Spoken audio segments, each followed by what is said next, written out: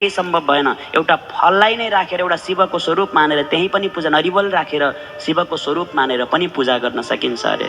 सक्करको शिव स्वरूप बनाएर पूजा गर्न सकिन्छ। खरानीको लिङ्ग बनाएर पनि पूजा गर्न सकिन्छ। जे जस्तो आफ्नो अनुकूल हुन्छ सोही अनुसारले शिव पूजाको यहाँ विधि र विधान बताउनु भएको छ। हरेक चिज चढाउँदाखेरि अरू केही आएन भने नमः शिवाय नमः शिवाय नमः शिवाय यही मन्त्र भनिरह्यो भने सब वेद पढेको, वेदका मन्त्र उच्चारण गरेर अर्पण गरेको चढाएको फल हामीलाई प्राप्त हुन्छ अरे। किन?